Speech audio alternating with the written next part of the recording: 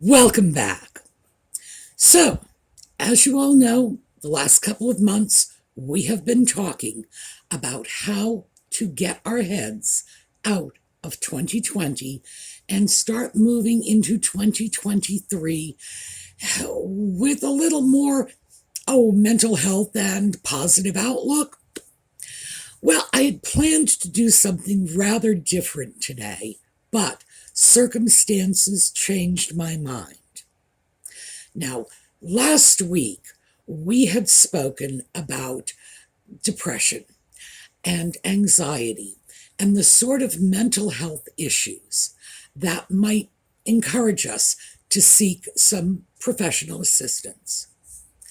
And among other things, I gave you links to some quick and easy online depression and anxiety quizzes, the kind of thing that can alert us to problems, give us an idea that maybe we ought to talk to somebody. Maybe this is more than just an icky mood.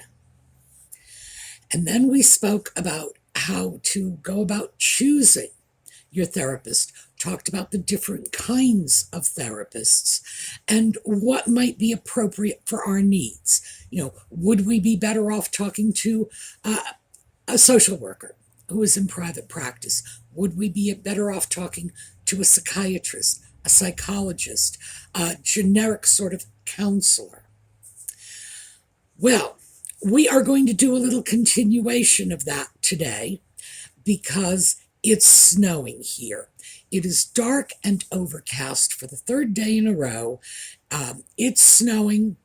And keep in mind, for the last month, the temperature around here has been ranging from a low in the high 40s to a high of 60 degrees.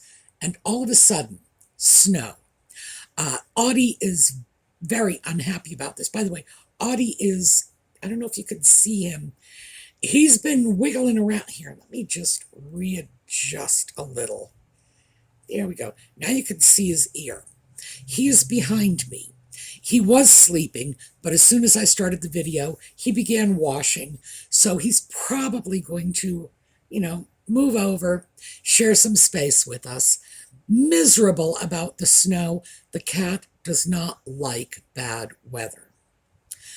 And because of this weather, also, see, I'm using you as therapists now. I had to stop and get some blood work done this morning. They took 5 vials of my blood. Consequently, I had to pony up my good vein. Usually I give them my left arm. It's like, yeah, make out as best you can. But I have this amazing vein in my right arm that I save for emergencies. My idea of an emergency is somebody saying, we want 5 vials of your blood. And I'm looking at them thinking, do you have like a coven of vampires in the back room? Are you like keeping them as pets? Am I feeding them for you? The reason I don't like giving anyone my right arm, especially for like 5 vials, is if anything goes wrong and there's bruising or soreness, I'm right-handed. So that will make the next several days unpleasant or, downright difficult for me. So here I am with a bruise on my right arm, which I'm not going to show to you because you all know what a bruise looks like. And it would involve pulling off my sweater. And remember, it's cold, it's snowing. And I was thinking to myself, okay, I am in just a miserable mood, but I have to do a video. And I can't very well just hand you my miserable mood and say, oh, let's just be miserable together. I'll go get a bottle, you go get a bottle, and we'll start, day drinking. No, that's not how it works. However, I have acquired a number of little tips and tricks over the years for how to manage these little off moods. Remember, we are not talking about significant issues, depression, anxiety, anything that would best be managed by a professional. And one of the easiest ways to tell if this is just an odd little mood, is do you know why you're in this mood? I know why. It's snowing. It's snowing, and somebody took 5 vials of blood out of my arm today. I have a perfect excuse. Usually I don't, but hey, I do today. But I know what is going on. There's nothing unresolved. This is not something that indicates a problematic mental state. It's a reaction to snow when I was expecting sunshine. And of course, my cat was expecting sunshine. We all have these little moods from time to time. And that's strictly what I am talking about. Now, keep in mind, if you are dealing with serious issues like anxiety or depression, and you are seeing a professional, these little tips and tricks might be something of value to help you out. They are not a substitute for proper mental health intervention. So, with that disclaimer, we are going on to our merry little intro music, which, by the way, is part of the little tips and tricks I'm going to share with you. And then when we come back, we are going to talk a little more about this.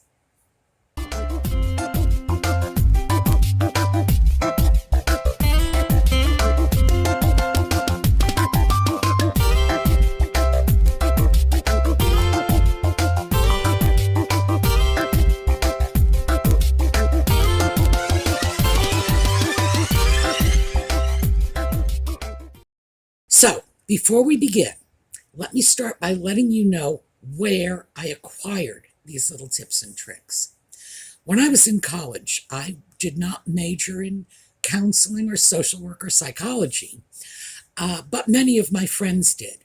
Most of my friends in college were either in the counseling, psychology, or social work departments, or they were pre-law. No idea how it worked out like that, but it did. And especially when my friends got to grad school, they needed guinea pigs. They needed to do practice, patient consultations, and they would rope their friends into it. Now, most of the departments would say, no, it can't be your own friends. If you've got a friend, trade them off with someone else. When the department in particular didn't put that caveat on it, I would. I will help my friends by being a live body that they can trade to someone else. But I never felt comfortable having my friends psychoanalyze me. It's like, no, they see enough of my weirdness. They don't need to know all of it. But so when I picked up my little tips and tricks, it was from people that I might know to say hi to them, but they were not close friends. So it was very much a supervised clinical experience. These were not people who were yet able to go out and practice independently, but by the time they were grad students, they were pretty well educated.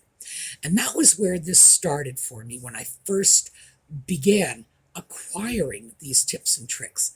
It was not my first experience with mental health professionals. My very first experience was when I was a teenager, when I saw a social worker who was in private practice. And I guess I saw her for about a year and a half, on and off, when things became a little, I don't know, a little difficult, whatever. I would sort of check in with her. And as I mentioned last weekend, social workers can be great when you're looking to solve specific problems. And that's what I was looking for. Specific problem solving, acquiring better study habits, prepping for exams, things of that nature. Sometimes it was dealing with social conflicts with my peer group, trying to figure better ways to deal with my environment. I was extremely lucky because my grandmother was a nurse, and by the way, she was also a psychiatric nurse. As a consequence, mental health, care was not taboo in my family. It was actually encouraged. So that was where I started. But when I started as an adult, it was in college. And I do go into therapy for periods of time, probably about every 10 years. Just go check in. And as I've mentioned, wildly dysfunctional family. So I just need to make sure I haven't fallen out of the box. That's all.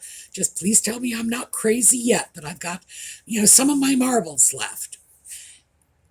Over that sort of lifetime of experience, different professionals would give me different techniques to deal with things like stress. I don't want to actually say depression because we're not talking about that level, but the blues, a bad mood here or there, feeling a little low. So that's where all of this has come from. So you're getting it from me, but I got it from professionals. Now, number one easy technique, which unfortunately, because it's snowing, I can't do right now, is go out and take a walk. In general, getting out of our immediate environment can be extremely beneficial.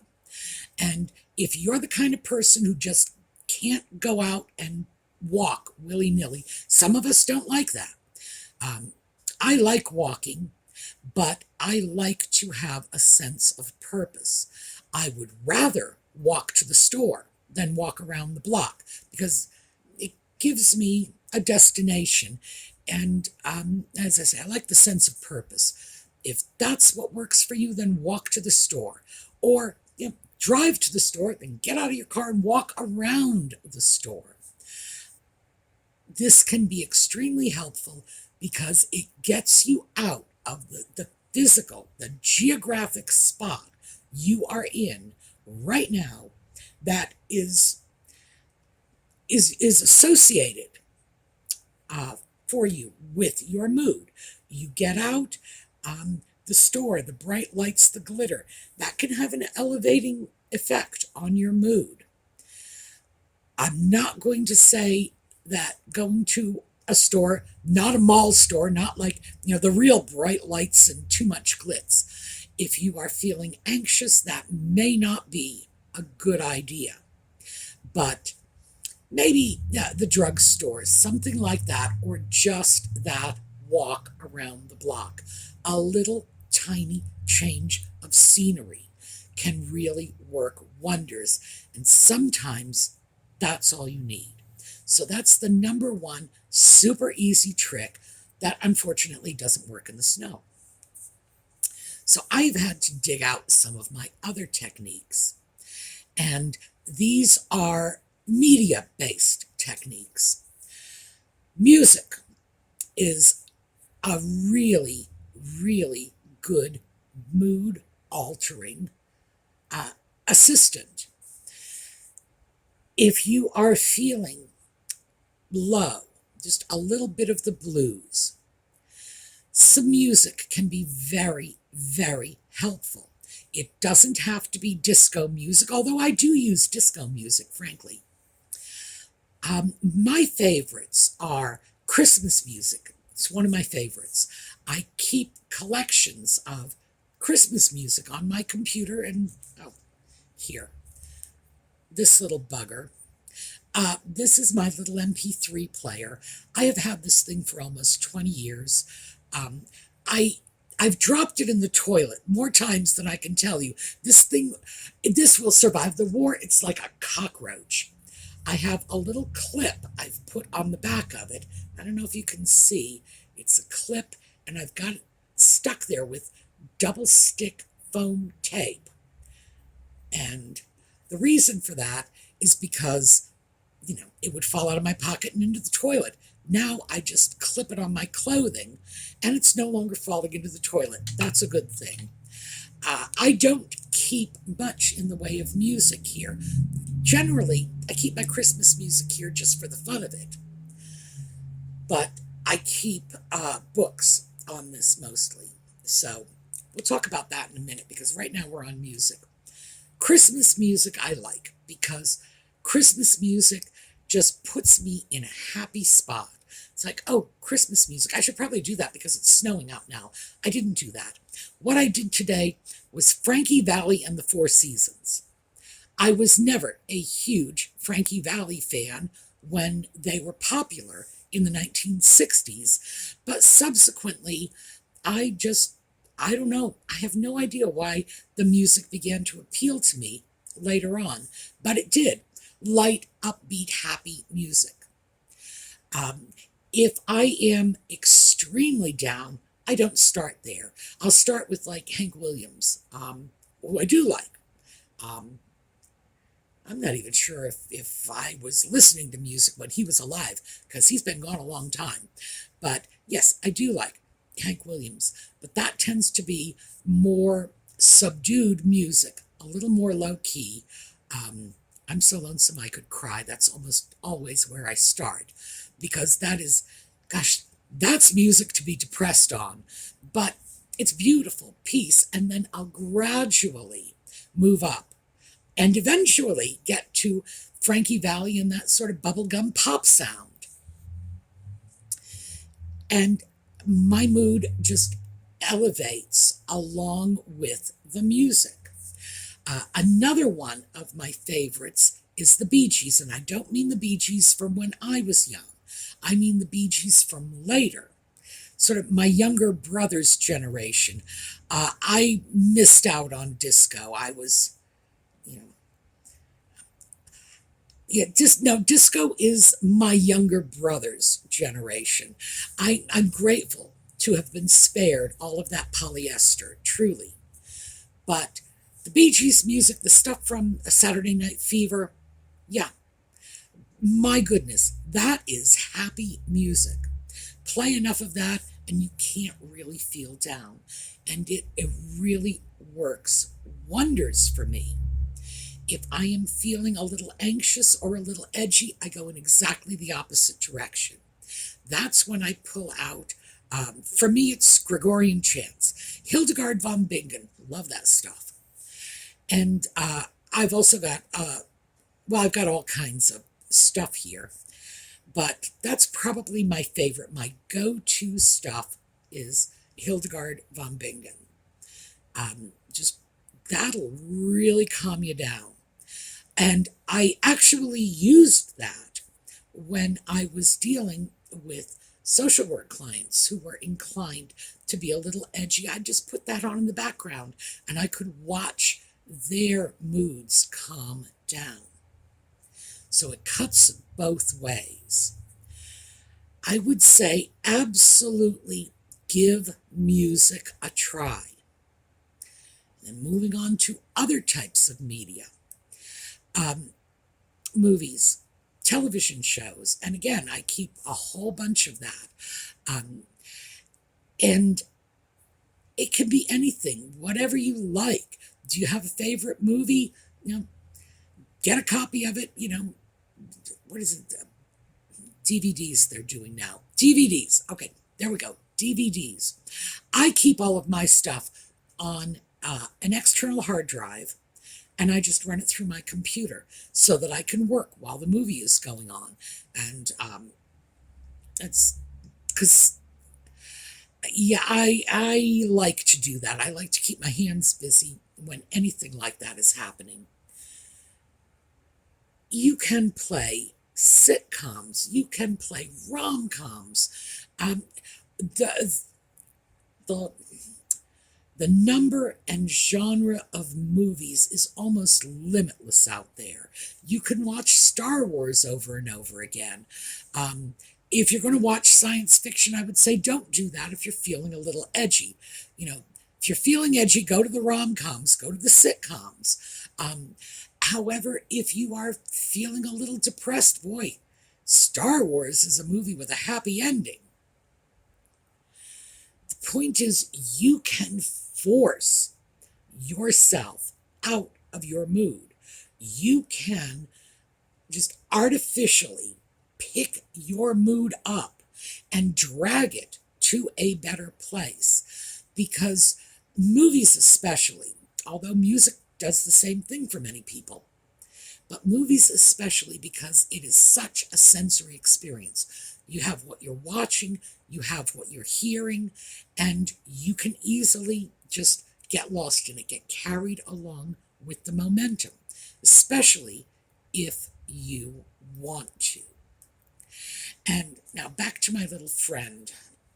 I also have others besides this one that has been dumped in the toilet. I have two more of these somewhere, almost identical. Haven't been in the toilet, so this is my favorite. I keep audiobooks on this, and I keep college lectures on this, and it's all kinds of stuff. Most of the lectures are in history or linguistics, just the fields that I study. But I also have lectures on genetics. In fact, right now I have a college lecture on this little bugger entitled Mastering Differential Equations. So I can tell you, I'm willing to step out of my wheelhouse. Getting involved in something else that demands your attention, that forces your mind to do a little work, can also be useful in pulling you out of an off mood. It's in fact, that works very well for me, because I can assure you, if I am listening to a recording of a professor talking about differential equations, uh, I have to be 100% targeted on that lecture, or I don't even know what they're saying. So yes, completely takes my head out of wherever it is at the moment. So keep in mind, this is not something that should replace professional assistance when you need it. And what I am talking about when I refer to these little moods, being a little down, a little hyper, just the normal range of emotional states we all go through from time to time. But they can be unpleasant. And there's no question about that. And I'm looking at the last 3 overcast days, the snow now. We've got 2 more overcast days coming. So I know that if I don't do something to short circuit this bad mood pretty quickly, I'm not going to be happy at all. Oh, by the way, have you noticed he is up and he's still washing, but he is definitely making an appearance. So, hello, Audie, we see you. I know if I don't short circuit this mood, it's going to take on a life of its own. In a day or two, I'm going to be downright miserable. I'm going to be sitting around saying, well, who cares if I have to make a video tonight? I'm not getting out of my jammies. And I can't do that. And I can't inflict that crap mood on everyone who crosses my path either. Because, we all have responsibilities, if only, just so that we're not biting the head off the mailman when they knock on our door. So hopefully you will be able to give some of these things a try. We have, 4. The little walk out in the community, into a store, anything. The change of scenery is key. Oh, and the fresh air. The fresh air really helps. Playing music.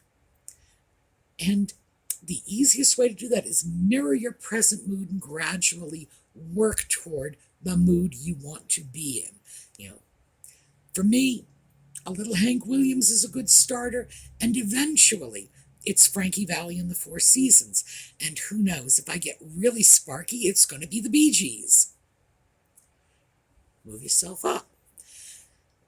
We have the option of watching movies or television shows. And ordinarily I would say, when I say television show, I don't mean whatever is being broadcast.